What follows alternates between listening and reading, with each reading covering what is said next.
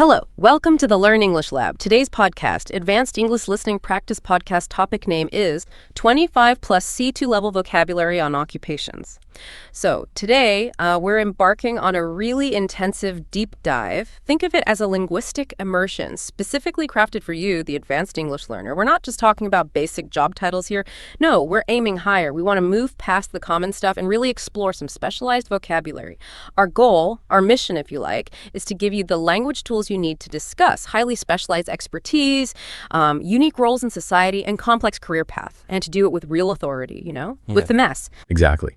And that's where the C2 level really makes a difference. We've gathered, over 30 terms for you today. And these aren't just words, they're like linguistic keystones. They're the things that can lift your English from just being proficient to sounding truly professional. When you start using these terms naturally, maybe in a high-stakes job interview or, say, in a detailed analytical essay or even a sophisticated debate, you're signaling something more. You're not just conveying information. You're showing layers of acuity, a deep professional awareness, and, frankly, cultural insight. So yeah, this deep dive is really designed as your fast track to mastering that kind of high-level professional language. Right. And look, it's a lot of terms. We know that. So to make this lexicon easier to digest and crucially easier to remember, we've structured it thematically. We're going to move through different categories in a logical way. We'll kick off with the architects of financial risk, some really crucial roles there. Then we'll move on to the masters of specialized trades and crafts. After that, we'll navigate the complexities of governance and community systems. And finally, we'll look at the pioneers in some really niche scientific and linguistic fields. The idea is clarity, depth, and hopefully immediate usability for you. Sounds like a plan. Ready to jump in? Let's do it. Okay. Okay, let's start our journey in, the high-stakes world of global finance. This is an area where deep analysis and serious accountability are absolutely fundamental, non-negotiable, really. Our first specialized role here, and maybe one of the most critical when it comes to modeling risk, is the actuary. Now, what's the fundamental difference between an actuary and, say, a standard financial analyst? Because they both deal with numbers, right? They do, but in very different ways. The actuary. You could call them an insurance mathematician, or maybe more broadly, a probability analyst. Their core job is essentially predictive and statistical. They assess and crucially quantify the major financial risks that a company might face over the long term. We're talking decades, often. This is especially vital in sectors like insurance or pensions. They are the absolute experts in long-term financial forecasting, wrestling with enormous data sets to calculate future uncertainties. Okay, so their focus isn't so much on next quarter's profits, but more on the long-term health, the solvency of the institution. Precisely. Long-term solvency is key. And that predictive modeling, what does it look like in practice? Well, think about large multinational organizations. A really critical function for an actuary might be projecting the company's long-term pension liabilities.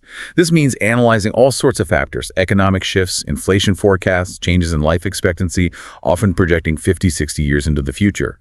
Or, another example, they meticulously analyze mortality rates. That's highly specialized demographic data.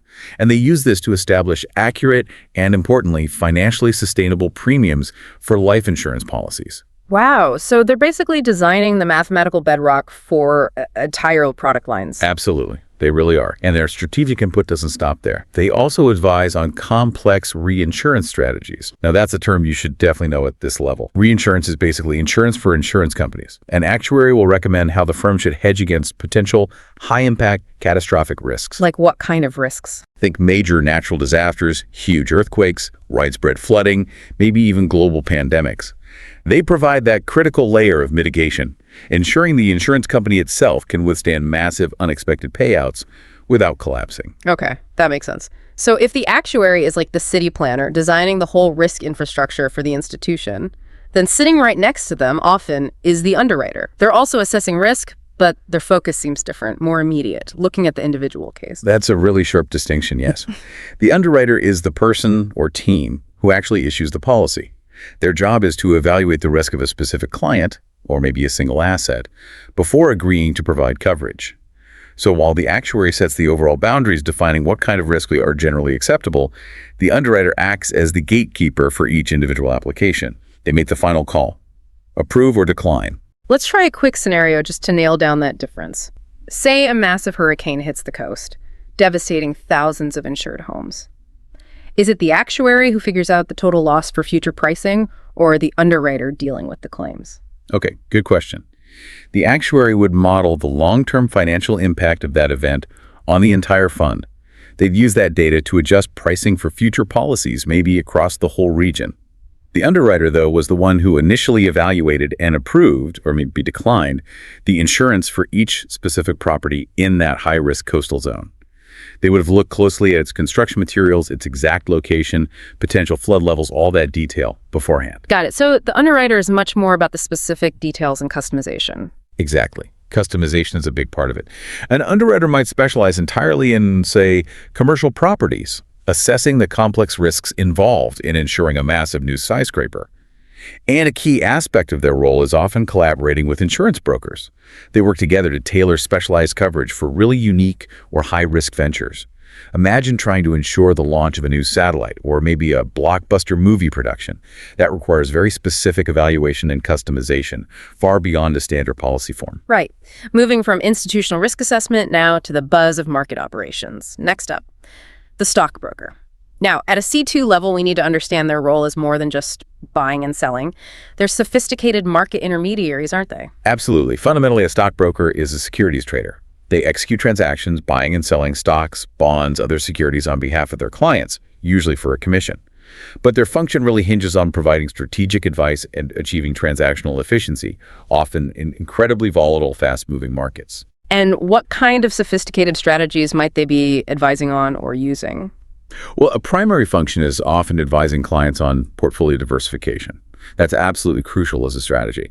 The aim is to ameliorate, that's a good C2 verb, meaning to make something bad less severe, the harsh effects of market volatility, spreading the risk, basically. They're also constantly watching the markets, perpetually vigilant, you might say, monitoring global exchanges not just for general trends, but often actively looking for arbitrage opportunities. Okay, arbitrage. That sounds quite technical. Can you break that down for us? Sure.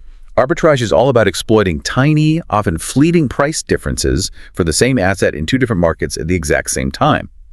Imagine a stock is trading for $10.01 on the New York Stock Exchange and $10 on the London Stock Exchange for just a split second. An arbitrager tries to simultaneously buy it in London and sell it in New York to lock in that 1 cent profit per share. It requires incredible speed, sophisticated algorithms, and often specialized trading desks within the brokerage firm. It's about pure opportunistic efficiency, capitalizing on minuscule discrepancies for a near-guaranteed, though often small, profit. Executing these trades rapidly during market surges or volatility is key. High speed, high tech, potentially high reward, or at least high volume. Okay. Finally, in this financial section, let's look at the Certified Public Accountant, the CPA. That designation, CPA, signals something much more than just standard bookkeeping, doesn't it? It's about meeting incredibly strict regulatory standards and licensing. Oh, absolutely. Being a CPA means you're a licensed auditor who has met rigorous governmental requirements covering expertise, ethical conduct, and compliance knowledge. Their work is really the backbone of financial transparency in business. A critical function is auditing a company's financial statements. They meticulously check everything to ensure it meets all the required regulatory standards, national laws, international accounting standards, whatever applies. This provides assurance to investors, lenders, and the public. And their role extends beyond just checking the past, right? They advise, too. Vastly so. CPAs are heavily relied upon for expert consultation on highly advanced tax strategies. They help corporations and also high net worth individuals navigate incredibly complex, often multi-jurisdictional tax codes in a way that's both efficient and, crucially, legal. Achieving that CPA status, it's often seen as the clearest professional qualification, signaling deep expertise and integrity in the financial world. For many, it's the single most critical factor for rapid career advancement within finance, accounting, and compliance departments. They manage the past record while strategically advising on the future. Okay, let's completely shift gears now. We're moving away from finance and into the world of occupations that demand meticulous technical accuracy, deep knowledge of materials, and often incredible hands-on skills, sometimes involving restoration. These are the master craftspeople, where the job title itself often implies decades of honed experience. Let's start with the glazier. All right, the glazier. This is the specialized glass installer. Sometimes you might hear the more technical term vitriologist, though glazier is more common. They're highly skilled tradespeople. Their job involves cutting, installing, and replacing glass in all sorts of architectural settings, way beyond just putting a window in a house. This work demands profound precision. Glass, as you know, is rigid, unforgiving if you cut it wrong, and often very expensive to waste. The technical challenge must be huge, especially with curved glass or unusual shapes. It really is. A typical task might involve measuring a complex window frame for a custom-shaped pane, maybe for a modern building or a historical one. They have to be meticulous, often working to fractions of a millimeter. But where their C2 level expertise really shines is often in restoration work. Imagine the skill needed to repair priceless, shattered stained glass windows in a historic cathedral. That requires not just technical skill, but an artistic touch and deep knowledge of historical glassmaking techniques. That's a fantastic example of that specialized knowledge. And just to give our listeners that linguistic edge, you mentioned vitriologist. Where does that come from? Good question. It comes from the Latin word vitrum, which simply means glass. Using a term like vitriologist in a very specific professional or academic context could certainly signal a high level of domain-specific vocabulary. And it's worth noting, modern glaziers are also key players in sustainability. They're often installing advanced, multi-pane, energy-efficient glass systems designed to optimize a building's thermal performance, cutting heating and cooling costs. Interesting. Okay, moving from the rigid precision of glass to precision required with softness and structure, let's talk about the upholsterer. You called them a fabric artisan, which sounds lovely, but clearly the skill goes way beyond just sewing. Oh, fabric artisan barely scratches the surface, really. An upholsterer is a padding specialist and a materials expert. Their focus is on refurbishment and customization, usually of furniture, but also interiors like cars or boats. They need a deep understanding of different fabrics, leathers, padding materials, structural frames, and often design history as well. Can you give us some examples of high-level applications of their craft? Sure. Think about refurbishing a valuable antique sofa. A skilled upholsterer wouldn't just recover it. They'd need to source and apply luxurious, period-appropriate materials, maybe specific types of velvet, silk, or high-grade leather. And they'd have to do it while strictly adhering to the original lines and construction techniques of that historical piece of furniture. That's restoration at an expert level. And you mentioned their skills are transferable. Very much so. Highly skilled upholsterers are often contracted for customizing the interiors of high-end luxury vehicles, cars, yachts, private jets even. That's a really niche automotive application. It demands incredible precision in cutting and shaping materials, plus deep knowledge of materials that meet strict durability and safety standards for vehicle interiors, while still looking and feeling luxurious. They also have to make very practical, resilient choices, selecting durable materials suitable for high-traffic commercial environments, like hotels or restaurants, that still look great. Okay, next we encounter a really demanding, inherently industrial role, the millwright. The name itself sounds like they're the technical backbone of huge factories. That's a pretty accurate description. Yeah. Millwrights are the industrial fitters, the mill mechanics. Their core role involves installing, maintaining, dismantling, and precisely aligning massive industrial machinery. Think of turbines, generators, conveyor systems, factory production lines, paper mills, that sort of thing. Their job is completely centered on achieving extreme technical precision, but within the largest industrial contexts imaginable. What kind of precision are we actually talking about when they're installing or aligning these enormous machines? We're talking extraordinary precision. Imagine aligning the shaft of a massive power generation turbine or setting up a huge paper-making machine. These components often have to be aligned to tolerances measured in microns. Microns. Can you put that into perspective for us? Sure. A micron is 1/1,000,000th of a meter. It's significantly thinner than a human hair. Achieving that level of absolute accuracy is essential. It's vital for optimal output, for machine efficiency, and critically, for preventing catastrophic failures, which could be incredibly dangerous and costly. The pressure must be immense when you're dealing with equipment that large and that crucial. Absolutely. And beyond the initial installation and alignment, they perform major maintenance tasks. For example, completely overhauling an outdated grain processing apparatus, maybe integrating modern sensors, safety systems, and efficiency improvements. And crucially, because their knowledge is so specialized and valuable, experienced millwrights often take the lead in training apprentices. They pass on essential safety protocols, diagnostic techniques, and maintenance procedures. It's a vital form of knowledge transfer that keeps industries running safely and effectively. Safety brings us nicely to our next role, which involves height and risk. The steeplejack. The title alone conjures images of danger and high places. It's certainly a profession that involves significant risk, yes. A steeplejack is essentially a high-rise worker, an elevation specialist. Their job is to climb extremely tall structures, church steeples, yes, but also industrial chimneys, cooling towers, bridges, monuments, communication masts, places that heavy machinery like cranes often can't easily reach. They go up there for cleaning, inspection, maintenance, or repair work. I hadn't fully grasped the industrial side. I sort of pictured them mainly fixing weather vanes on old churches. That really changes the risk profile, doesn't it? It absolutely does. While scaling church towers for routine upkeep is part of the job description for some, many are involved in inspecting massive industrial chimneys for structural cracks, or repairing concrete on cooling towers hundreds of feet up, or maintaining aircraft warning lights on tall masts. For them, risk management is paramount. They are absolute masters of specialized rigging techniques, complex rope access systems, and safety harnesses.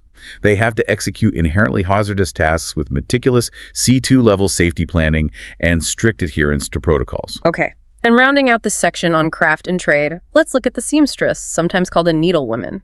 Now, this might sound like a basic term, but in a C2 context, we should recognize the profound, detailed skill involved, especially at the higher end. That's right. While seamstress is the general term for a woman who professionally sews clothes, at the C2 level, we're often talking about someone focused on intricate, highly sensitive, often custom work. The level of meticulous care required can be astonishing. You see this clearly in tasks like painstakingly hemming a bespoke wedding gown made of delicate silk or lace. It demands absolute perfection, incredible delicacy with the fabric, because the stakes, both material costs and emotional significance, are so high. And they often specialize in particular types of high-end clothing, don't they? They frequently do. A highly skilled seamstress might specialize in creating bespoke, and that's a key C2 word, meaning custom-made suits and tailored garments for men or women. This demands not just exceptional sewing skill, but also expertise in taking precise measurements, conducting multiple fittings, understanding garment construction, and having a keen eye for fabric drape and design aesthetics. Furthermore, their skills are invaluable in the realm of restoration. Repairing and restoring delicate vintage or antique garments requires immense sensitivity, knowledge of historical sewing techniques, and careful handling of often fragile, irreplaceable materials to preserve their historical authenticity. All right, we're shifting focus again. We've looked at finance and craft. Now let's turn to roles centered on governance, mediation, high-level service, basically. Professions that work to maintain societal balance, ensure fair practice, or provide specialized support within systems. Let's begin with a crucial role in public advocacy, the ombudsman. The ombudsman, yes. This is a really important figure in governance and fairness. Typically, they are a government-appointed official, or sometimes appointed by a large organization. They act as an independent grievance investigator. Their primary function is to investigate complaints made against organizations, government departments, public utilities, banks, universities, you name it. Their entire role is focused on ensuring accountability, transparency, and fairness for the individual citizen or consumer. So they must be constantly navigating complex rules, regulations, bureaucracy. Without a doubt. Day to day, they might be reviewing extensive consumer complaints against, say, a large energy company or a financial institution, acting as an impartial arbiter to see if procedures were followed correctly. On a more complex level, they often mediate disagreements between individual citizens and what can feel like an opaque or unresponsive bureaucracy. They try to find a resolution when the standard complaints process seems to have failed someone. And their influence goes beyond just sorting out individual cases, doesn't it? That's the really powerful C2 implication, yes. What's fascinating is their advisory function. An ombudsman, based on the patterns of complaints they see, is often empowered to recommend significant systemic reforms.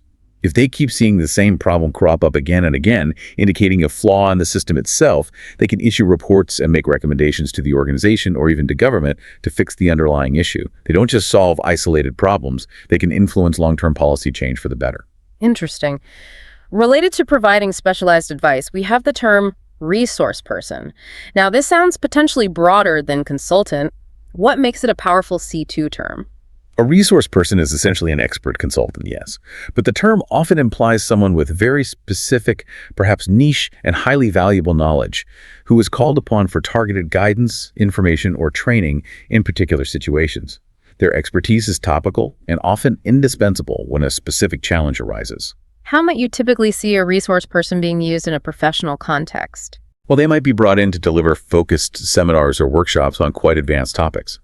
For example, maybe your resource person specializing in sustainable agriculture techniques is hired to teach farmers about a new crop rotation system suitable for their specific climate and soil type. It's about targeted expertise sharing.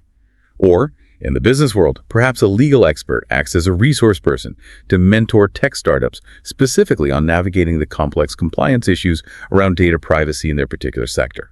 Highly focused guidance to prevent costly errors.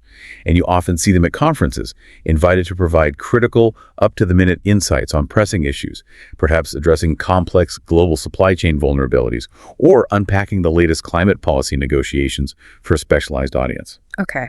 Switching gears now to the service industry, let's talk about the concierge.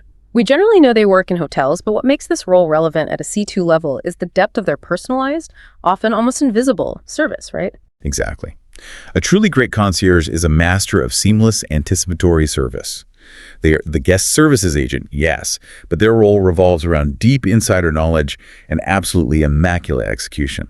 They go far, far beyond standard front desk duties like check-in or giving directions. They curate experiences. What kind of things define that elevated C2 level of concierge service? Arranging exclusive access is a prime example. This could mean securing last-minute premium VIP tickets to a completely sold-out opera or a major sporting event, the kind of access a regular tourist or even a well-connected local might struggle to get. They also possess genuine insider knowledge. They don't just recommend the tourist traps, they suggest authentic local hidden gems. Maybe a small restaurant, a unique shop, a special viewpoint that aren't in the guidebooks, dramatically enhancing the guest's experience. And they're logistical wizards, too. Seamlessly handling complex transport arrangements, maybe coordinating private cars, dealing with luggage transfers, ensuring every step of the guest's journey feels effortless. The goal is for the guest to perceive zero friction. From the modern provider of bespoke service to a more traditional form of authority, let's consider the chieftain. Right, the chieftain. This refers to a tribal leader or perhaps the head of a clan. It's a person who holds a position of authority, often within a traditional community structure, and frequently the role is hereditary. Their role is incredibly multifaceted, usually focusing on community governance, decision-making, and peacekeeping within their specific group. What are some of the key functions a chieftain might perform in that governance role? Well, they might convene formal councils, bringing together elders or representatives to deliberate and decide on critical community issues, perhaps resolving territorial disputes with neighboring groups, or managing shared resources like water or grazing land. They often act as the central, recognized figure for mediating complex conflicts between community members, drawing on tradition, established precedents, and negotiation skills to maintain social harmony. And critically, the role often underscores the importance of tradition. The position itself is frequently inherited through ancestral lineage, which grants the chieftain not just administrative power, but also significant cultural authority and respect within the community. So the chieftain manages the community social fabric, while our next role, the custodian, manages the physical institution. That's a good way to link them. The custodian, who might also be known as a janitor or perhaps a building superintendent, plays a vital role in facilities management and institutional care. Their job is all about the upkeep, maintenance, preservation, and smooth day-to-day operation of a physical building. This could be a school, a hospital, a museum, a large apartment block, even a historic building. Now, why elevate this role to a C2 level discussion? On the surface, it sounds like essential but perhaps straightforward manual labor. We elevate it because of the sheer infrastructural responsibility they carry and the absolute necessity of their often unseen consistent effort. Yes, their routine duties include essential but perhaps unsung work, like polishing vast stretches of school hallway floors after everyone else has gone home. But they're also the crucial first line of defense for the building's physical integrity.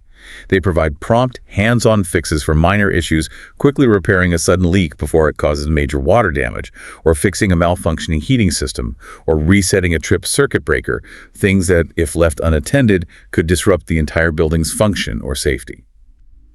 They are the essential, often highly versatile generalists who ensure the physical environment remains safe, clean, and fully operational for everyone else. That makes sense. Finally, in this section, we encounter a particularly interesting and sometimes controversial occupational term, the sinecure. Ah yes, the sinecure. This is one of the most intellectually engaging C2 terms, I think, because discussing it forces us to confront issues of ethics, value, and fairness in employment. A sinecure is essentially a cushy post. It's a nominal role. It describes a position that comes with a good salary, maybe benefits and prestige, but which is neither demanding nor difficult. It often requires minimal actual work or responsibility. It sounds like the dream job for some, perhaps. Yet, as you say, these roles often attract public criticism or even outrage. Why is that? It's primarily down to the ethical implications, particularly regarding the perceived waste of resources, whether it's taxpayer money in a public body or shareholder funds in a company. A classic example might be a vaguely defined advisory role given to a politically connected individual or perhaps a family member of the CEO. They might receive a substantial salary but attend only 1 or 2 meetings a year and produce no tangible output. These roles are often suspected, rightly or wrongly, of being obtained through nepotism, that's favoritism shown to relatives or friends in employment or political patronage. When these sinecures become public knowledge, they tend to fuel significant public criticism and spark ethical debates about fairness, productivity, meritocracy, and waste within institutions. But I wonder, is there ever a situation where something that looks like a sinecure might have a hidden strategic justification? For example, maybe a highly experienced former CEO is kept on in a high-paying but low-duty senior advisor role. Is that always an ethical failure, or could it be a calculated move to retain access to their invaluable network of contacts or their occasional high-level strategic insight? That is precisely the complex nuance, and where the C2 level discussion really lies. The debate hinges entirely on perceived value versus cost. If that former CEO's network demonstrably brings in crucial business deals, or if their rare but insightful strategic advice verifiably prevents a multi-million-dollar mistake, then perhaps the organization can argue the high salary is justified. The value delivered, even if intermittent, might outweigh the cost. But if the role is purely a reward for past loyalty, or simply a way to keep a family member on the payroll without them having any real duties or delivering any real value, then it clearly represents a potential breach of trust with shareholders or the public and undermines the principle of meritocratic employment. That gray area distinguishing genuine, albeit unconventional, value from disguised privilege is where the ethical debate gets really interesting. Okay, now we venture into the highly specialized territories of science, health, and language. These are fields where the job titles themselves are often hard-earned badges, signifying intense, focused, and usually very lengthy periods of study and training. Let's begin with medical specialists, focusing on roles that demand the absolute utmost in precision and critical patient care. Yes, in medicine, these C2 level roles denote a depth of specialization that requires many years of training beyond basic medical school. Take the obstetrician, for instance, often referred to alongside the gynecologist as an OB/GYN. The obstetrician specializes entirely in pregnancy, childbirth, and the period immediately following childbirth, as well as general women's reproductive health. They're essentially dealing with the health and well-being of 2 patients, simultaneously the mother and the baby. This involves crucial tasks like closely monitoring high-risk pregnancies, managing potential complications during labor and delivery, and when necessary, performing major surgical procedures like cesarean sections. They're handling one of the most critical and potentially fragile life events imaginable. Absolutely. And their work isn't just about intervention during problems. It also heavily involves preventative care through providing essential prenatal advice and screening, focusing on maximizing positive health outcomes for both mother and child throughout the entire process of gestation and delivery. Moving into the operating theater itself, we find the anesthesiologist. Their job seems terrifyingly precise, managing a patient's consciousness, breathing, and vital signs during surgery. Terrifyingly precise is a good way to put it. They are the anesthesia specialists and also pain management experts. Their precision is literally measured in milligrams of drugs and seconds on the clock. Their core role involves the dynamic, real-time, moment-by-moment adjustment of exact dosages of powerful anesthetic agents and other drugs during complex surgical procedures. They have to ensure the patient remains stable, unconscious, pain-free, and physiologically supported, like breathing, while the surgery is performed. They monitor vital signs, heart rate, blood pressure, oxygen levels constantly. And their responsibility doesn't end when the surgery finishes, does it? No, not at all. It extends into managing the patient's postoperative recovery and pain relief. They oversee the transition out of anesthesia, ensuring it's safe. And they often play a key role in developing the plan for managing pain effectively in the hours and days after surgery, sometimes even advising on longer-term chronic pain issues resulting from the surgery or condition. They hold arguably the most critical role for patient physiological safety during any invasive medical procedure. And then tragically, one of the most challenging and vital medical roles must be the oncologist. Yes, the oncologist. This is the cancer specialist or tumor physician. They are dedicated to diagnosing, treating, and managing cancer, dealing with arguably one of medicine's most complex and emotionally taxing diseases. They are at the forefront of treatment planning, recommending intricate and often arduous treatment protocols, which might include chemotherapy, radiation therapy, immunotherapy, targeted drug therapies, or combinations thereof. And their role often goes beyond just administering standard treatments. It involves significant research too, right? Indeed. Many oncologists are heavily involved in the world of innovative medicine. They often design, lead, or participate in clinical trials for novel therapies, constantly searching for better ways to treat cancer and overcome treatment resistance. And their diagnostic roles are absolutely crucial. This involves carefully analyzing biopsy results, interpreting complex imaging scans, and increasingly understanding genetic markers within tumors to determine the exact type, stage, and unique characteristics of a patient's cancer. This detailed diagnosis is what guides the entire personalized treatment trajectory. #tag spatial and language experts. Okay, let's shift from medicine now to the experts who map our physical world and those who codify our language, starting with the cartographer. Right, the cartographer, essentially, a map maker or geographer. Now, while historical cartography conjures images of explorers manually surveying land with theodolites, the modern cartographer's work, while sometimes still involving mapping uncharted territories, is primarily digital and data-driven. So how has technology fundamentally changed their expertise? Massively. Today's cartographers rely heavily on sophisticated tools like Geographic Information Systems, or GIS. They utilize vast amounts of satellite imagery, aerial photography, GPS data, and other data sets. They use GIS software to create complex, layered digital maps that can represent far more than just basic geography. They can map demographic distributions, elevation models, environmental data, infrastructure networks, resource locations, you name it. It requires constant vigilance, data integration skills, and the continuous revision of atlases and digital map databases to maintain accuracy as the world changes. Fascinating. From mapping the physical world to mapping the world of words, we have the lexicographer. Yes, the lexicographer. This is the dictionary compiler, the word scholar. Their job is the meticulous, systematic observation, recording, and codification of language as it is actually used by speakers and writers. This includes the challenging, never-ending task of updating dictionary entries to reflect how language evolves, incorporating new words, neologisms, tracking new meanings for existing words, documenting shifts in usage, even deciding when and how to include modern slang. They also have to assess the long-term viability of new terms. Will this word stick around? That sounds like trying to map a constantly flowing river. It must be an endless task. It truly is. And their work requires deep historical research skills too, particularly in tracing word etymologies. That's the study of word origins and how their form and meaning have changed over time. Tracing a word back through centuries of usage is painstaking work. Lexicographers often collaborate in large teams, especially on major dictionaries or complex multilingual projects. This demands sophisticated teamwork across different linguistic specialisms and involves the extensive analysis of massive language corpus, huge digital collections of real-world texts to understand how words are really being used in context. And just as a usage note for you, you might use the term professionally like this.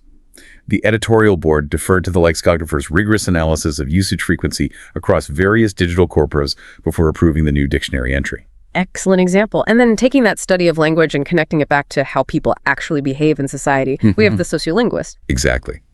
The sociolinguist acts as a bridge between linguistics and sociology. They are the language sociologists, studying the powerful and reciprocal influence between society, culture, social structures, and the way language is used. They look at how social factors shape language and how language shapes social reality. What kind of specific research questions might a sociolinguist investigate? Oh, a huge range. Their work often involves detailed cultural and demographic studies. For instance, analyzing the specific slang, dialect features, or conversational styles used within distinct communities, maybe urban youth, or a specific professional group or an immigrant community, to understand how language marks identity and group membership. They meticulously examine how social factors, things like gender, age, ethnicity, socioeconomic status, level of education, social context influence aspects of discourse like turn-taking, politeness strategies, accent variation, or vocabulary choice. They study language and power dynamics. Their academic work often involves publishing research on topics like language variation and change, language attitudes, bilingualism and multilingualism, language policy or language maintenance, and shift within minority or diasporic communities. Hashtag tag TC life science experts and engineers. Right. Finally, in this section, let's look at some dedicated life science experts and specialist engineers. We can start with the ornithologist. The ornithologist, the avian biologist, the bird expert. They specialize entirely in the scientific study of birds. And while bird watching might be a hobby for many, ornithology as a science involves rigorous and often technologically sophisticated methods. What sort of technology are we talking about beyond binoculars? Well, modern field research often involves using GPS transmitters and tiny tracking devices attached to birds. This allows ornithologists to accurately track migratory routes across vast distances, sometimes entire continents, generating vital data on habitat use, stopover sites, and timings. They're also critical contributors to conservation science, publishing authoritative findings based on population surveys, habitat analysis, and threat assessments for endangered or vulnerable bird species. And they employ long-standing techniques like bird banding, placing uniquely numbered rings on birds' legs for long-term population monitoring. This helps understand demographics, survival rates, dispersal patterns, and longevity. Closely related in the animal kingdom, studying smaller creatures, is the entomologist. Yes, the entomologist is the insect expert, the arthropod researcher.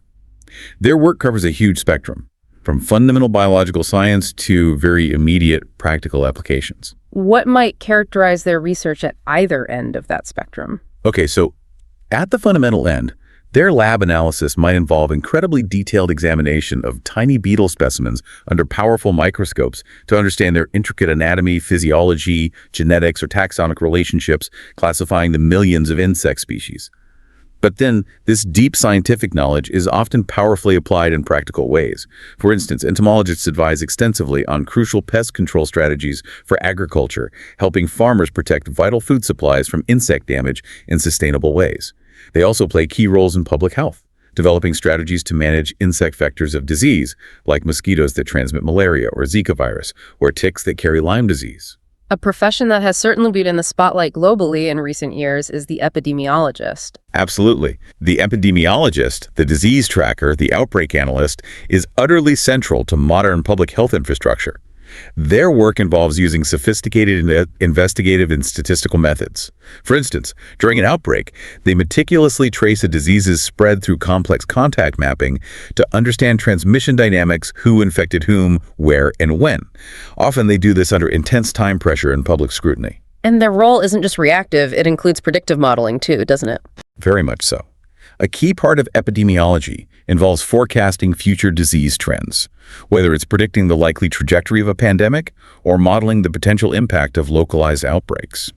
They use sophisticated statistical models based on population data, behavioral factors, and pathogen characteristics to anticipate resource needs and guide public health interventions. They are absolutely vital collaborators in global health efforts, working closely with governments, international organizations like the WHO, and NGOs on things like strategic vaccine planning, resource allocation during health emergencies, and designing disease surveillance systems. Ultimately, they use population-level data to try and save individual lives. And lastly, in this section, pushing the boundaries of technology in flight, the aerospace engineer. Yes, these are the aviation designers, the spacecraft engineers, the technologists who work at the cutting edge of physics, material science, and complex systems engineering. Their design expertise is critical across the field. For example, using advanced tools like computational fluid dynamics, CFD simulations, to optimize the aerodynamic shape of a jet aircraft wing for maximum fuel efficiency and speed. And their focus spans both travel within Earth's atmosphere and exploration beyond it, correct? That's absolutely right. They contribute heavily to space technology, working on everything from designing and testing rocket propulsion systems to developing complex satellites for communication, navigation, or Earth observation. They also work on maintaining the long-term operational integrity of existing space infrastructure. Furthermore, aerospace engineers often hold stringent regulatory and safety assurance roles. They are responsible for ensuring that all aircraft and spacecraft meet incredibly rigorous safety standards, conducting exhaustive testing and analysis to guarantee the integrity and reliability of human flight, whether it's a commercial airliner or a mission to Mars. Okay, for our final segment, let's explore a diverse collection of roles. These highlight some of the extremes of human occupation, ranging from intense, physically demanding manual labor that's essential for global commerce, to roles rooted in deep emotional sensitivity, large-scale land management, and even powerful political influence. Let's start down at the docks with the longshoreman. The longshoreman, yes. Also commonly called a dock worker, or a slightly more formal term, stevedore. This role is utterly essential for the functioning of global trade and logistics. Their core job is managing the physically demanding and logistically complex process of loading and unloading cargo ships at seaports all around the world. Container ships, bulk carriers, tankers, they handle the interface between sea and land transport. And this involves operating some incredibly specialized and heavy-duty equipment, I imagine. It certainly does. They are trained to operate massive, often highly specialized machinery, like giant gantry cranes for lifting multi-ton shipping containers, heavy forklifts, straddle carriers, and other port equipment. But beyond the sheer physical labor and skill with machinery, their expertise is crucial for ensuring smooth, safe, and highly efficient port logistics. They manage the flow of cargo, essentially acting as bottleneck managers in the complex global supply chain. And it's worth noting, historically, the longshoreman is a really important figure in labor history. They were among the earliest and most effective groups in organizing powerful trade unions to fight for and achieve better working conditions, fair wages, and safety regulations in what has always been a physically demanding and often hazardous job. Their history highlights the ongoing struggle for labor rights. Moving from the physically demanding docks to a role requiring profound emotional and ethical sensitivity, let's discuss the mortician. Right, the mortician, also known as an undertaker, or perhaps more commonly today, a funeral director. This profession involves preparing the bodies of the deceased for viewing or cremation, and also managing the extensive logistical arrangements and emotional support required for organizing funeral services. Their expertise is a unique and complex blend of applied science, like chemistry, meticulous event planning, and incredibly sensitive communication skills. What are some of the key elements within that specialized skill set? Well, the work often involves the specialized technical process of embalming the body for presentation or preservation, which requires anatomical knowledge and chemical precision. They are also essentially expert event planners, but operating under the most difficult of circumstances, grief and tight timelines. They coordinate complex memorial services, ensuring they meet the cultural, religious, and personal wishes of the family, often handling dozens of logistical details simultaneously. But perhaps the most crucial C2 dimension of this role is their communication skill. They must adhere to strict ethical standards and legal regulations while navigating the profound emotional needs and distress of grieving families. This requires immense patience, empathy, clarity, and cultural sensitivity. Okay. Next, let's look at a classic land-based role, often defined by its vast scale, the rancher. The rancher, yes. Typically, this refers to someone who owns or manages large tracts of land, known as ranches, primarily dedicated to raising livestock, most commonly cattle, but sometimes sheep, goats, or other animals. Their routine tasks often involve physically demanding large-scale operations, like herding livestock across vast expanses of rangeland, maintaining fences over huge distances, managing water resources, and providing animal husbandry care. Modern ranching is evolving quite rapidly, though, isn't it? Especially with growing environmental concerns. It absolutely is. Increasingly, forward-thinking ranchers are implementing highly specialized, environmentally conscious grazing practices. This emphasizes sustainable management of the land, focusing on soil health, preventing overgrazing, conserving water resources, and promoting biodiversity on their rangelands.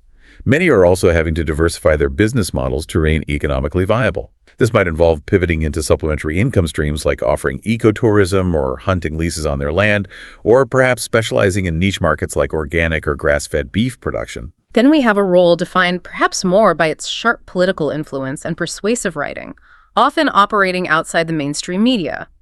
The pamphleteer. The pamphleteer, yes. This term might sound a bit archaic, but the function persists. A pamphleteer is essentially a tract writer, or sometimes a propagandist. They specialize in writing short, intensely focused, often highly persuasive texts, pamphlets originally, but now blogs, newsletters, long social media threads. These texts typically promote strongly partisan viewpoints on political, social, or religious issues, with the clear intent to persuade readers, stir debate, or sometimes incite action. Historically, pamphleteers were absolutely central figures in political discourse, especially before mass media. Think Thomas Paine during the American Revolution distributing revolutionary ideas through widely circulated pamphlets. So how has that role adapted or evolved in our digital age? Well, while they might still be sharply critiquing governmental policies or promoting specific ideologies, the format and distribution have radically changed. The modern equivalent of the pamphleteer now utilizes blogs, dedicated websites, email newsletters, and social media platforms for much wider, faster dissemination of their arguments. This effectively accelerates the speed and expands the reach of their political or social commentary, potentially making them immensely influential, for better or worse, in shaping public opinion and mobilizing support or opposition around specific issues. And finally, let's touch on the chiropractor. This is a manual therapist focusing on the body's physical alignment, particularly the spine. That's correct. A chiropractor is a healthcare professional who focuses on diagnosing and treating neuromuscular disorders, with an emphasis on treatment through manual adjustment and manipulation of the spine. Their core therapeutic technique involves performing specific adjustments, particularly to the spinal joints, with the aim of reducing pain, restoring joint mobility, and improving overall physical function for patients suffering from conditions like back pain, neck pain, headaches, or sciatica. And they often position themselves within the broader sphere of holistic or alternative health, don't they? They often do, yes. Their approach is typically rooted in a philosophy that emphasizes the body's innate ability to heal itself without the use of drugs or surgery. They often focus on the relationship between the spine and the nervous system, and how that relationship affects the preservation and restoration of health. As such, chiropractors are frequently consulted by patients seeking professional advice and treatment options for chronic pain issues, especially those related to the back and neck, or looking for non-pharmacological approaches to manage musculoskeletal conditions and improve mobility. #tag outro, concluding the deep dive. Wow. Well, that was quite an odyssey, wasn't it? A really detailed journey through the specialized world of C2 level occupations. We covered so much ground. We went from the crucial financial forecasting of the actuary and the meticulous risk assessment of the underwriter, all the way to the intricate artisanal skill of the glazier restoring stained glass and the micron level precision needed by the millwright maintaining massive industrial machinery. We navigated issues of societal accountability with the ombudsman, considered the persuasive power of the pamphleteer, and concluded with vital scientific explorers like the epidemiologist tracking diseases and the profound sensitivity required by the mortician. And this deep dive, as we said at the start, really serves a powerful purpose for you, the advanced learner. It demonstrates how acquiring and, more importantly, using these specific C2 vocabulary terms can fundamentally elevate your professional discourse. It gives you the linguistic tools for specificity, for authority, for nuance. Whether you're analyzing complex labor market trends, dissecting ethical debates about roles like the sinecure, or even just refining your own career narrative, these terms allow you to communicate with impressive precision far beyond simply stating a basic job title. So reflecting on this huge spectrum of expertise, risk, skill, and service that we've explored, what does it all tell us about what modern society truly values? Well, perhaps I can leave you with a provocative thought to mull over.